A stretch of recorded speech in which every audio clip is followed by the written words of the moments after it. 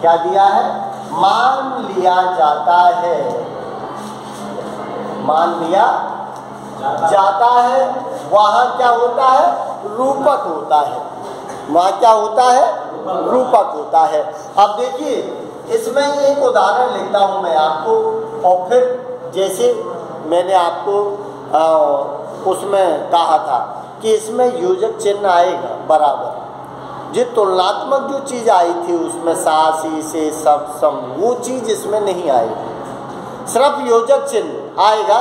तो इसमें उदाहरण दिया है, देखो उदित, उदय, गिरी, मंच,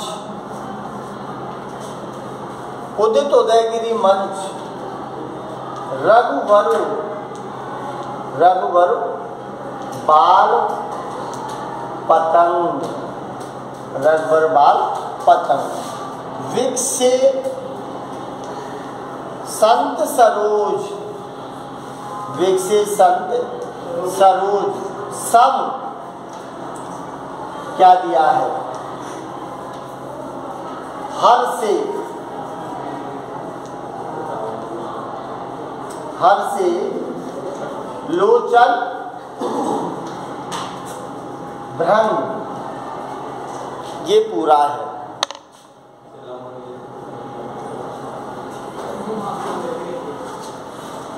भाई जब पूरी तरह समझोगे तो फिर उदाहरण तो देखने ही पड़ेंगे। तो देखिए अब इसमें क्या है, ध्यान दो कि देखो एक डैश तो ये लगा हुआ है योजक चिन्ह, समझ रहे हो आप, एक ये लगा हुआ है और एक संत सरोज ये लगा है, और ये क्या लगा है? ये। तो इसमें कितनी जगह आया है? 4 जगह, 4 जगह, लेकिन सासी से सम कहीं नहीं आया है, सिर्फ यही योजक चिन्ह इसमें क्या होता है? चलता है। और दूसरा उदाहरण जो है आपने, जैसे अंबर, पन, अंबर यहाँ डैश है, यहाँ डैश है, पनघट, अंबर पनघट, क्या दिया है? डुबो, अंबर पनघट डुबो रही, तारा घटो, यहाँ दे दिया फिर तारा घट, ऊषा, नागिनी। दूसरा उदाहरण ये, यहाँ भी अंबर पनघट के बीच में लगा है और यहाँ तारा घट के बीच में लगा है, 2 जगह। अब देखिए रूप क्या दिया है, मैंने क्या बोला था कि जब एक वस्तु को दूसरी वस्तु का रूप दे दिया जाए, है नहीं उसको बना दिया जाता है, उपमेय को ही उपमान मान लिया जाता है। तो यहाँ देखो किसको दिया है? यहाँ गिरी मंच, इसका मतलब कि यहाँ पर्वत है, पर्वत को क्या मान लिया? मंच। अरे पर्वत तो पर्वत है, लेकिन उसको किसका रूप दे दिया? मंच का दे दिया। किसका रूप दे दिया? मंच का। और यहाँ क्या दे दिया? बाल, रघुवर, रघुवर।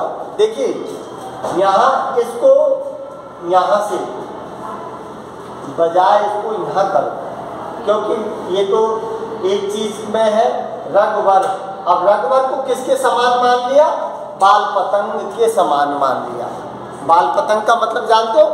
बाल पतंग का मतलब है सूर्य। जो सूर्य उदय होता है शुभ सुबह छोटे बालक के समान, तो उसकी तुलना रघुवर की तुलना किसके समान की गई है? सूर्य है नहीं, राम राम है, लेकिन उसको छोटे बालक का रूप दे दिया। और यहाँ मंच नहीं है, पर्वत पर्वत है, लेकिन पर्वत को मंच का रूप दे दिया। और यहाँ क्या दे दिया? संत सरोज। अरे संत तो संत है, साधु है, लेकिन उनको क्या मान लिया? कमल मान लिया। उनको क्या मान लिया? कमल। और यहाँ क्या दे दिया? लोचन भ्रंग। और आंखों को क्या मान लिया? लोचन मान लिया। मतलब ऐसे अगर भोंदू बैठे रहे क्लास में और जो समझ नहीं आता, जो आता है दिमाग में वैसे ही फेंक देते हैं। अरे लोचन तो लोचन है, आंख, भ्रंग। मैं क्या बोल रहा हूँ, पहले आप समझो। अरे तोलो सतोलो, उसके बाद बोलो, समझ रहे हो? और बगैर तोले सतोले फेंक रहे हो तो फिर गलत बात है। अरे आप सुनिए, यहाँ क्या दिया है, लोचन भ्रंग। अरे भ्रंग का मतलब होता है भौरा। तो यहाँ आंखों को क्या मान लिया, भौरा। यहाँ संतों को क्या मान लिया, सरोज, कमल। यहाँ पर्वत को क्या मान लिया, मंच। यहाँ श्री राम को सूर्य मान लिया। 4 जगह रूप दिया है, 4 जगह। ये अलंकार कौन सा है, रूपक। रूपक तो सीधा ध्यान रखना कि जहाँ एक वस्तु को दूसरी वस्तु का रूप आरोपित किया जाता है, समझ लो आपको। और उसमें योजक चिन्ह जो डैश लगा है वही चिन्ह आपको आएगा, सासी से सम कहीं नहीं आएगा। अब देखिए दूसरा मैंने क्या दिया है, अंबर पन घट। दूसरे में अंबर पन घट। अंबर आसमान को क्या मान लिया, पन घट। पन घट क्या होता है, पन घट नदी तो किनारा होता है।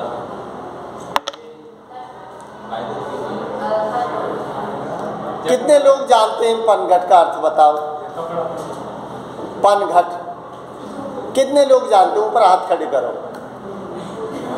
हैं, आप जानते हो, बताओ बेटा क्या है बेटी, पानी भरने का, नदी को घाट लगा पानी भर जाए। अच्छा अच्छा अच्छा। तो देखिए नदी का जो घाट आप बोल रहे हो, समझ रहे हो, वो ठीक है। कम से कम इतने लोग हैं, इनमें से एक लोग ने ज़्यादा नहीं तो थोड़ा तो किनारे से पहुंचा दी बात को। लेकिन बड़े शर्म की बात तो ये है कि सारे के सारे लोग तुम ग्रामीण परिवेश के हो, शहर के होते तो मैं मान लेता कि पनघट से इनका कोई काम नहीं पड़ा है। लेकिन तुम्हारे जो बड़े बूढ़े लोग हैं ना, उनकी जिंदगी निकल गई पानी भरते भरते, समझ रहे हो। अब सुनिए पनघट, अरे पनघट का मतलब होता है जो कुएं का जो ढाना बोलते हैं ना अपन, कुएं का, जिसको जगत भी बोलते हैं, दूसरे शब्द जगत भी आता है। जब पनघटी नहीं बता तो जगत तो तुम बता नहीं सकते, तो जगत भी कहा जाता है उसको। और जो अपन पहले कुओं पर जो ढाना बोलते हैं, उस ढाने पर नहाना धोना, कपड़े धोना, औरत जो पानी ऐसने का काम करती थी, उसको पनघट के नाम से जाना जाता है। तो वो पनघट, यहाँ पनघट का रूप दिया है किसका, अंबर को क्या बना दिया, पनघट। और यहाँ क्या दिया, तारा घट, या तारों को क्या बना दिया, घड़ा। तो 2 रूप इसमें दे दिए, समझ आई बात। इसका मतलब कि जब एक वस्तु को दूसरी वस्तु का रूप दे दिया जाता है नहीं, लेकिन उसको बना दिया जाता है। तो इनमें से कोई चीज नहीं है ओरिजिनल में, लेकिन रूप देकर उसको क्या कर दिया, बना दिया है। तो ये क्या है, अब देखिए ये कहता है, ये दोहा लिखा है, ये रामायण से है, जिसमें क्या लिखा है, उदित उदयगिरि मंच। इसका मतलब जब प्रभु श्री राम सीता स्वयंवर में गए थे, और सीता स्वयंवर में जब चढ़ रहे थे स्टेज पर, मंच पर चढ़ रहे थे, तो कैसे उदय होते हुए दिखाया गया है, उस समय का है ये। क्यों कि उदित उदय, इसका मतलब सूर्य उदय हुआ, क्या दिया है, गिरि मंच, पर्वत रूपी मंच पर। कैसे हुआ, रघुवर बाल पतंग, ठीक रघुवर अर्थात श्री राम जी भी मंच पर उसी तरह उदय हो रहे हैं, जैसे मंच पर कौन उदय हो रहा है, छोटा बालक के समान सूर्य उदय होता है। तो क्या दिया, विकसित संत सरोज, कि जितनी भी सभा बैठी हुई थी संतों की, वो सारे प्रभु श्री राम को देखकर क्या हो गए? कमल की तरह खिल गए। क्या दिया है यहाँ? संत, संत दिया है। इसका मतलब संत रूपी कमल खिल गए। अरे सीधी बात है कि सूर्य उदय होता है, और सूर्य उदय होता है तो उसके बाद में प्रकृति में जितनी भी जो चीज़ें होती है ना, जो अभी कली थी, वो सारी की सारी फूल खिलकर विकसने लग जाती हैं। कब प्रभाव पड़ता है? जब सूर्य उदय होता है। तो यहाँ भगवान राम रूपी सूर्य उदय हुआ है, तो यहाँ कौन खिल गए? संत खिल गए, संत रूपी कमल खिल गए। वो समझ गए कि आज सीता का कल्याण हो जाएगा, अर्थात धनुष का खंडन हो जाएगा। यहाँ क्या दिया है? हर्षे। हर्षे का मतलब है प्रसन्न होना, और लोचन का मतलब है भ्रंग से। कि जो संत रूपी कमल थे, बैठे हुए थे ना, भ्रंग, उनकी जो आंख रूपी भौरे हैं ना, अरे कमल खिलेंगे तो भौरे भी गुंजायमान होंगे, क्योंकि उनको रसपान भी तो करना है कमलों का।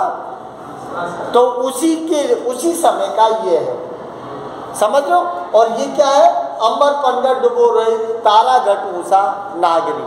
अरे जब सूर्य उदय होता है, उस समय की प्रकृति का वो दिया है रूप इसमें। अब देखिए, समझ आ गई बात? कोई दिक्कत नहीं।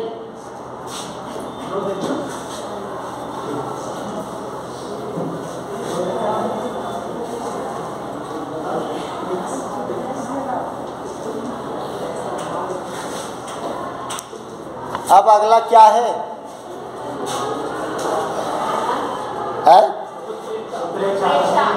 उत्प्रेक्षा।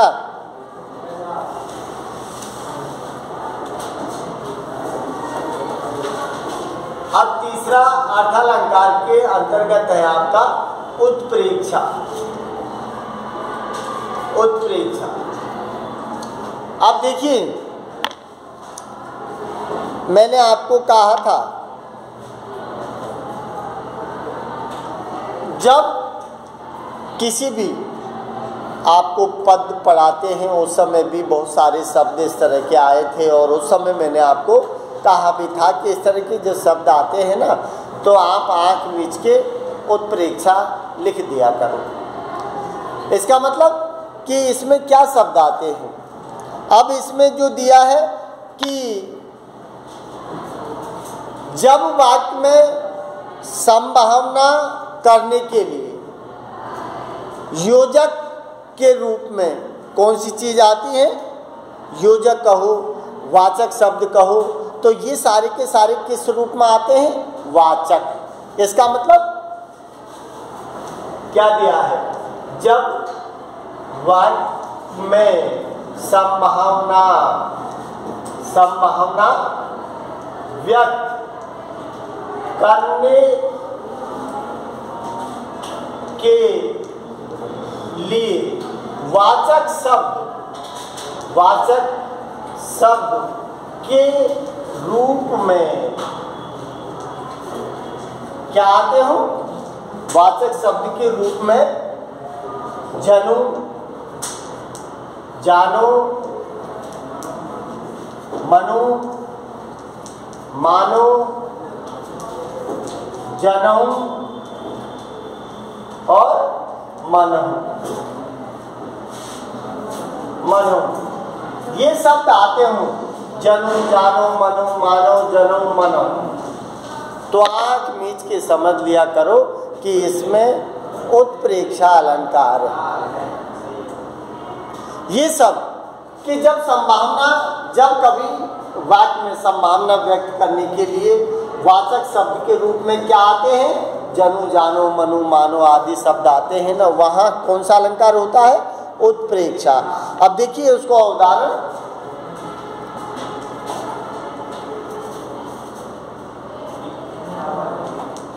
सोहित ओढ़े पी पट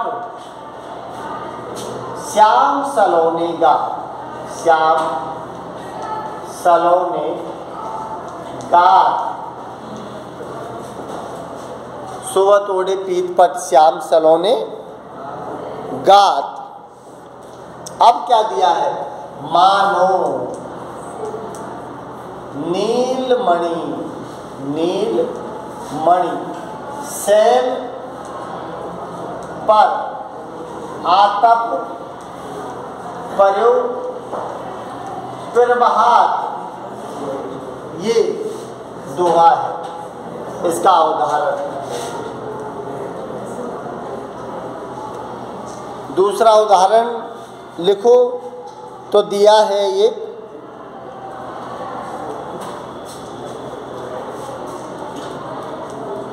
कहती हुई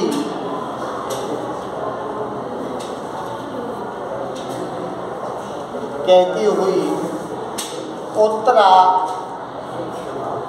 के नेत्र,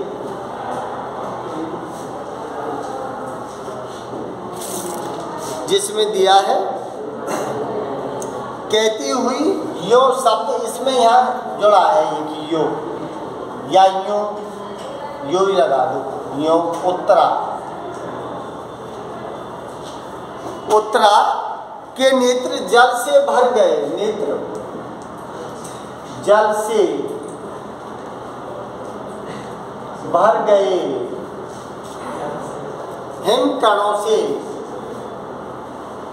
हिम कणों से पूर्ण मानो, पूर्ण मानो,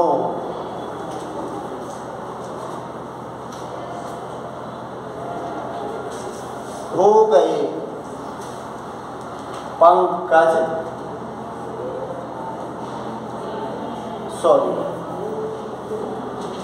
हो गए पंकज नए। ये दो उदाहरण हैं।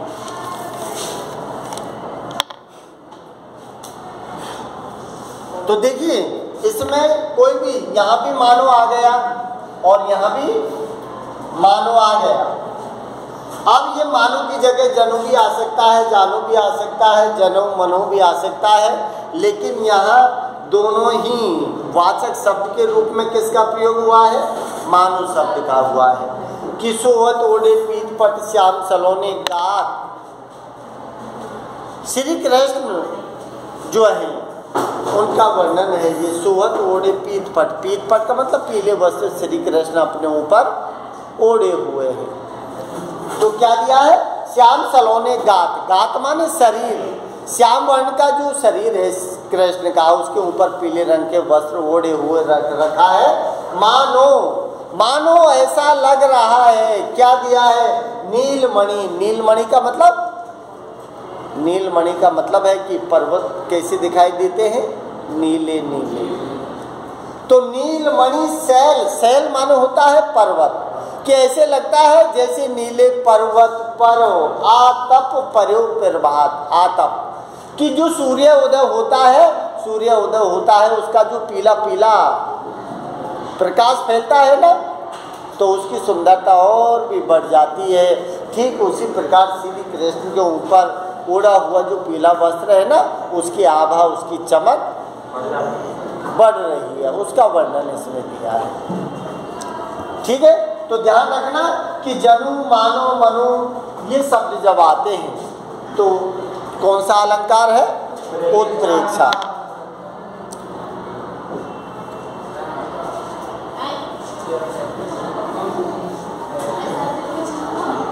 अगला क्या है? अगला विभावना।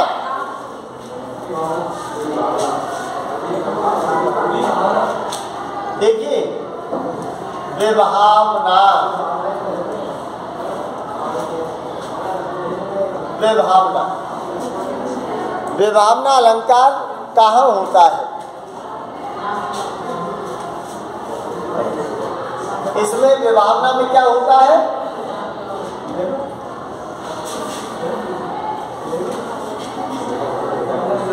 जब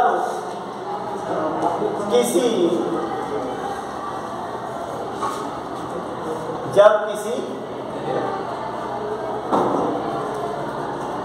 वस्तु के अभाव में कार्य का पूर्ण होना पाया जाए। क्या होता है? इसका मतलब है कि कोई चीज़ ऐसी है, जैसे आदमी के लिए अपन बात कर रहे हैं, तो मान लीजिए आदमी के क्या नहीं है, हाथ नहीं है, और अगर वो कहे कि मैं, उसने भाई बहुत अच्छी क्या लिखा है, सुरती लेख लिखा है या कोई पेंटिंग की है, तो आपके दिमाग में बैठ जाएगी ये बात? नहीं बैठेगी ना। लेकिन फिर भी किसी चीज़ का अभाव है, और अभाव होते हुए भी कार्य का क्या पाया जाता है? पूर्ण होना पाया जाता है। कार्य का पूर्ण होना पाया जाता है, अभाव। अब सुनिए क्या दिया है कि जब किसी वस्तु के अभाव में कार्य का पूर्ण होना पाया जाए। अरे किसी चीज़ का अभाव है, मान लीजिए हमारे पैर नहीं है और हम पर्वत पर छिन जाए, और आपसे कोई कहे कि भाई वो पर्वत पर छिन गए, ठीक है, तो आप क्या कहेंगे? यार कैसे छिन गया वो? क्योंकि उसके तो पैर ही नहीं है। लेकिन पैर नहीं है फिर भी कार्य को पूर्ण होता हुआ दिखाया जाता है विभावना अलंकार में। अब ऐसी स्थिति का जब वर्णन करते हैं तो सिर्फ एक ही शक्ति है ऐसी, जो बिना कान के, बिना जीभ के, बिना हाथ के, बिना पैर के जो सारे कार्य कर सकती है, बाकी आदमी तो नहीं कर सकता। अरे कर सकता है। कभी कभार आपने देखा है कि आपने अभी थोड़े पहले कि जहाँ एवरेस्ट शिखर है वहाँ विकलांग भी पहुँच चुका है? और जो ड्राइंग की पेंटिंग है या लिखने की जो कला है, हाथ नहीं है लेकिन लिखने वाले पैर से भी उस चीज़ को कर रहे हैं, तो वो क्या चीज़ है? वो भी तो विभाव नहीं है कि किसी चीज़ का अभाव है लेकिन फिर भी अपने द्वारा वो अपनी कृति को क्या कर देते हैं? पूर्ण कर देते हैं। तो उस तरह की जो बातें होती है ना, वो किस में आती है? विभावना में आती हैं। तो देखिए इसका उदाहरण आपने सुन रखा है, जाता क्या दिया है? उदाहरण देखिए, उदाहरण क्या लिखा है? बिन पद चले सुने बिन काना, बिन काना, कर विद करे, करम विद नाना, नान क्या दिया है? आनन रहित सरस रस भोगी, आनंद रहित, आनंद रहित सकल दिया है, सकल रस भोगी, आनंद रहित सकल रस भोगी, बिन वाणी, बिन वाणी वक्ता बहे बड़ जो, ये है इसका उदाहरण, ये इसका उदाहरण क्या दिया है? बिन पद, बात क्या आ रही थी अपने उसमें? अपने बात आ रही थी कि किसी चीज़ का अभाव है, अभाव होते हुए भी किसी कार्य का पूर्ण होना पाया जाए। तो फिर यहाँ देखिए किस चीज़ का अभाव है? बिन पद चले, पैर नहीं है फिर भी चल रहा है। बिन पद चले सुने बिन काना, कान नहीं है फिर भी वो सुन रहा है। कर बिन करे करम बिन नाना, कर कर कर माने हाथ, कर बिन, ये बिन शब्द है, बिन ध्यान नहीं है, बिन आगे है। कर बिन, कर बिन, बिन माने अभाव नहीं है। कर बिन करे करम, हाथ नहीं है फिर भी अनेक तरह के कार्य कर रहा है। क्या दिया? आनंद रहित सकल रस भोगी, आनंद, मुख नहीं है फिर भी 36 तरह के स्वाद ले रहा है। और क्या दिया है? बिन वाणी, जीभ नहीं है फिर भी वो बोल रहा है। इसका मतलब कि इन सब चीज़ों में क्या पाया गया है? अभाव। अभाव होते हुए भी फिर भी कार्य के क्या पाया जाता है? पूर्ण होना। तो वहाँ कौन सा होता है? विभावना अलंकार होता है। ठीक है, बाकी कल पढ़ाएं।